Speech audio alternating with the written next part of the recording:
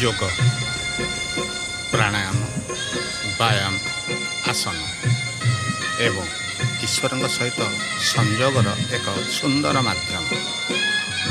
ଯୋଗରେ ସତ୍ସଙ୍ଗ ସହିତ ଅନ୍ୟାନ୍ୟ ଆସନ ଏବଂ ଆମ ଶରୀରକୁ ସୁସ୍ଥ ରଖିବା ପାଇଁ, ମନକୁ ଶାନ୍ତ ରଖିବା ପାଇଁ ଏବଂ ସମାଜକୁ ଏକ ସୁସ୍ଥ ବାତାବରଣ ଦେବା ପାଇଁ ଯାହା କିଛି ଆବଶ୍ୟକ ତାହା ହିଁ ଯୋଗ ମାଧ୍ୟମରେ ଆମେ ପାଉଛେ।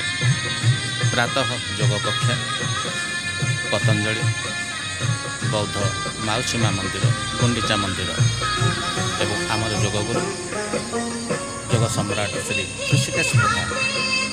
ଆସନ୍ତୁ ଆମେ ବର୍ତ୍ତମାନ ଅନୁଲୋମ ବିଲୋମ ପ୍ରାଣାୟାମରେ ସମସ୍ତେ ନିମଗ୍ନ।